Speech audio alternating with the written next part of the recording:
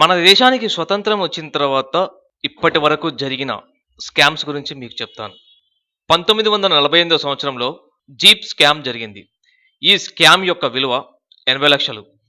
1956 సంవత్సరంలో BHU scam జరిగింది. దీని విలువ 50 లక్షలు. 1957 సంవత్సరంలో ముంద్రా స్కాండిల్ స్కామ్ జరిగింది. దీని విలువ 1.2 కోట్లు. 1960 సంవత్సరంలో తేజ లోన్ స్కాండిల్ స్కామ్ జరిగింది. దీని విలువ 22 కోట్లు.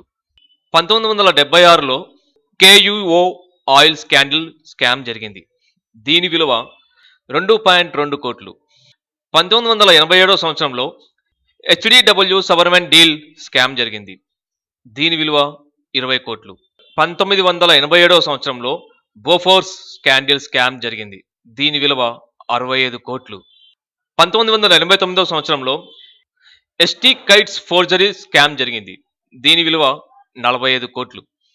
1990 సంవత్సరంలో ఎయిర్ బస్ స్కాండిల్ స్కామ్ జరిగింది. దీని విలువ 2.5 కోట్లు.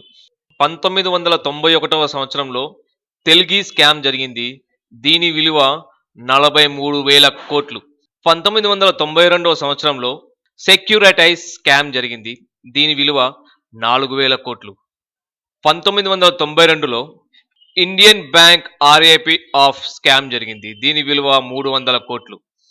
1994 సంవత్సరంలో షుగర్ ఇంపోర్ట్ స్కామ్ జరిగింది. దీని విలువ 650 కోట్లు.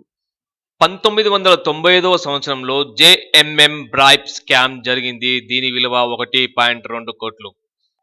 1995 సంవత్సరంలో బన్సాలి స్కామ్ జరిగింది. దీని విలువ 1200 కోట్లు.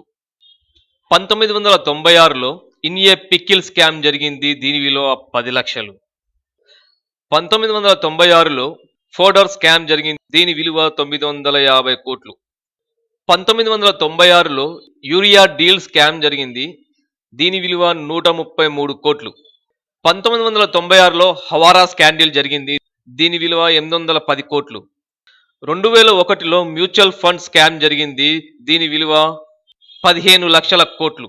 2002 సంవత్సరంలో హోమ్ ట్రేడ్ స్కామ్ జరిగింది. దీని విలువ 600 కోట్లు. 2006 సంవత్సరంలో ఐపీఓ స్కామ్ జరిగింది. దీని విలువ 61 కోట్లు. 2008లో ఆలీఖాన్ ట్యాక్స్ డిఫాల్ట్ జరిగింది. దీని విలువ 50,000 కోట్లు. 2009 సంవత్సరంలో సత్యం, అదేనండి మన సాఫ్ట్వేర్ కంపెనీ సత్యం స్కామ్ జరిగింది. 24,000 కోట్లు. 2009లో మధుకోడా స్కామ్ జరిగింది. దీని విలువ 4,000 కోట్లు. 2009లో 2G స్పెక్ట్రమ్ స్కామ్ జరిగింది. దీని విలువ 1,76,000 కోట్లు. 2009లో రైస్ ఎక్స్పోర్ట్ స్కామ్ జరిగింది. దీని విలువ 2,500 కోట్లు. 2009లో ఒరిస్సా మైన్ స్కామ్ జరిగింది. దీని విలువ 7,000 కోట్లు. 2010లో కామన్వెల్త్ గేమ్స్ స్కామ్ జరిగింది. దీని విలువ 40,000 కోట్లు. 2011లో ఆంధ్రప్రదేశ్ ల్యాండ్ స్కామ్ జరిగింది. దీని విలువ 200 కోట్లు. 2012లో కర్ణాటక ల్యాండ్ స్కామ్ జరిగింది. దీని విలువ 20,000 కోట్లు. 2012లో ఇండియన్ కోల్ మైనింగ్ స్కామ్ జరిగింది. దీని విలువ 1,85,591 కోట్లు. ఐరన్ ఓఆర్ఈ ఫ్రైట్ స్కామ్ జరిగింది. దీని విలువ 29,236 కోట్లు. 2013లో అగస్టా వెస్టా ల్యాండ్ స్కామ్ జరిగింది. దీని విలువ 360 కోట్లు. 2014లో ఢిల్లీ జాల్ బోర్డ్ స్కామ్ జరిగింది. దీని విలువ 10,000 కోట్లు. 2014 సంవత్సరంలో ఒరిస్సా ఇండస్ట్రియల్ ల్యాండ్ మోరటేజ్ స్కామ్ జరిగింది. దీని విలువ 52,000 కోట్లు. 2015 సంవత్సరంలో ఎన్టీసీ ల్యాండ్ స్కామ్ జరిగింది. దీని విలువ 709 కోట్లు. ఇప్పటి వరకు మన భారతదేశంలో జరిగిన స్కాముల యొక్క విలువ 800 లక్షల కోట్ల చిల్లర. ఈ డబ్బు మన భారతదేశంలో ఉంటే మన భారతదేశాన్ని ఏ విధంగా అంటే ఆ విధంగా మలుచుకోవచ్చు. మన భారతదేశం యొక్క పురోగతి ఎక్కడో ఉంటుంది.